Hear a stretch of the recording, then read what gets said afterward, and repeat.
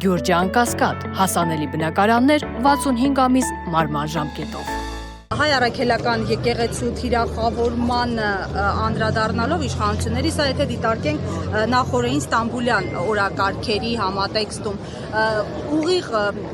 փոխկապակցվածություն տեսնում եք, նույն շղթայի մի օղակ է սա, թե սա այլ գործընթաց է։ Անհնար է փոխկապակցվածություն չտեսնել։ Շաբաթներ առաջ Փաշազադեն հայտարարեց, որ Էջմիածինը իրենց պատմական տարածքներն են եւ այլն, դրանից մի քանի օր անց Փաշինյանը սկսեց իր արշավը հայոց առաքելական Սուրբ եկեղեցու վրա։ Գիտեք, այստեղ ճանապարհին գալուց մի միտք էր անդադար մտքումս պտտվում։ Եթե տարբեր թվականներին կային տարբեր մարդիկ, որոնք ասում էին հավատում էին, որ ինքը ինչ-որ լավ բան է անելու, կամ ասում էին, որ իրենց սա չի վերաբերվում։ Հիմա սա վերաբերվում է բառացիորեն բոլորին։ Փաշինյանը դուրս է եկել հայ առաքելական Սուրբ եկեղեցու դեմ, դուրս է եկել պետականության դեմ որպես այդպիսին, դուրս է եկել մեր բոլոր ազգային արժեքների դեմ։ Ես գիտեմ, որ ինքը ու իր նմանները, ինչպես պարոն Կարապետյանն էր ասել, իրոք մի փոքր խմբակ են, մարգինալների խմբակ են։ Մենք պետք է ապացուցենք, որ այդ խմբակը չի կարող մոռացության մատնել մեր բոլոր ազգային արժեքները։ Չկա մի մարդ, ում պայքարը սա այլևս չի։ Կարծում եմ դա կունենա իր հետևանքները։ Պարոն Մամիջանյան, գալով նորից Ստամբուլյան օրակարգերին, պարզաբանեք, արդյոք սա ինչ-որ կոնկրետ հետևանքներ կունենա Հայաստանի Հանրապետության համար, ինչ պայմանավորվածությունների մասին է հնարավոր, որ խոսք է գնացել այնտեղ հանդիպման։ Տեսեք, մի քանի ամիս առաջ ես իմ գործընկերները հայտարարել էինք, որ Փաշինյանը Թուրքիային դարձնում է միջնորդ հայ-ադրբեջանական հարաբերություններում։ Ցավոք դա արդեն իրականություն է ու տեսանելի է բոլորի համար։ Տվյալներ այս պահին չկան, թե ինչ է կոնկրետ քննարկվել, բայց կարծում եմ ակնհայտ է, որ եթե նախորդ օրը տեղի ունեցել Թուրքիայի նախագահի եւ Ալիևի հանդիպումը, իսկ հաջորդ օրը Փաշինյանի եւ Թուրքիայի նախագահի հանդիպումը, ապա Թուրքիան արդեն իսկ ստանձել է միջնորդական առաքելություն։ Հարց համար 1.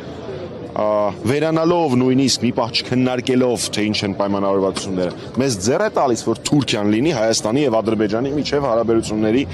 կարգավորման միջնորդը։ Զուտ այդ փաստի հետ ինչ որ մեկը հաշտ է, ես հաշտ չեմ։ Այլընտրանք կային բազմաթիվ այլընտրանքներ, դրանցից մեկը գոյություն ունեցող Մինսկի խումբն է, իրավականորեն միջազգային իրավունքի կողմից ճանաչված միջազգային միավոր, վերպետական միավոր։ Հաջորդ հարցը, որը մենք ուզենք չուզենք մեզ պիտի տանք։ Իսկ ինչ զիջումների է գնացել Ալիևը երեք չառաջի օրը Թուրքիայում։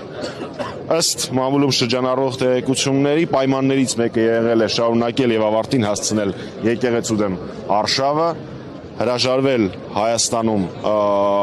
ռուսական ռազմաբազայից, որը մեր անվտանգային ճարտարապետության կարևորագույն կետերից մեկն է, սահմանադրությունը անել ավելի ուշ եւ դիմել Մինսկի խմբի լուծարման համար։ Չեմ խոսում արդեն մնացած բոլոր զիջումների մասին, որոնք հողի վրա Փաշինյանը կանի այսպես կոչված սահմանազատման գործընթացով։ Այնպես որ ես մեր քաղաքացիներին շատ խնդրում եմ չենթարկվել Փաշինյանի ստեղծած մետա ճշմարտություններին, սթափ իրական գնահատել գործընթացները եւ գիտակցել, որ այս պահին հայ-ադրբեջանական հարաբերությունների միջնորդը եւ Փաշինյանի իշխանության պահպանման երաշխավորը Թուրքիան է։ Ես կարծում եմ մենք դրա հետ կանխելու ինչ միջոցներ է ձեռնարկում ընդդիմությունը առաջիկայում, որովհետև Ադրբեջանը եւ Թուրքիան մի քանի կողմից այսպես գործընթացներ են ձեռնարկել, ինչպես դուք նշեցիք, եւ միջնորդությունն է Թուրքիայով արդեն իրականացվում, բացի այդ եկեղեցու դեմ հստակ պահանջներ են ներկայացված, որներ Փաշինյանը իրագործում է։ Այս ամենը կանխելու ինչ ծրագրեր պետք է մշակի ընդդիմությունը եւ արդյոք ուշ չի լինի։ Ուշ էր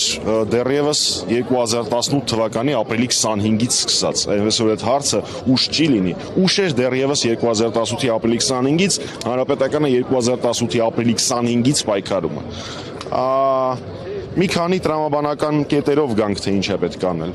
Կամ մեկ տարբերակ իշխանափոխությունը, Փաշինյանին իշխանությունից հեռացնել,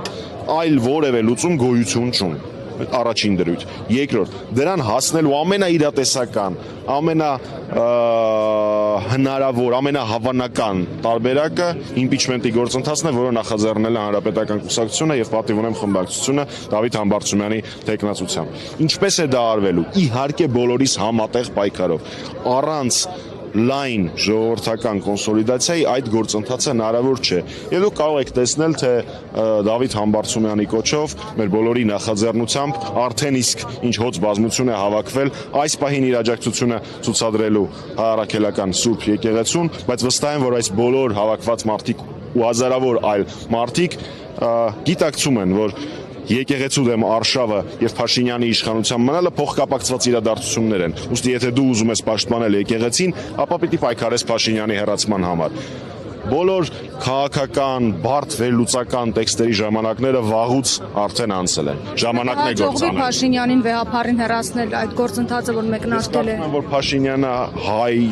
պատմության մեջ շատ փոքր, բազմաթիվ մելիք ֆրանգյուլներից մեկն է ընդամենը, եւ մի չնչին մելիք ֆրանգյուլ չի կարող պայքարի դուրս գալ լուսավորչի աթոռի, մեր համար սուրբ աթոռի դեմ։ Ուստի իհարկե ոչ չի հաջողվի, բայց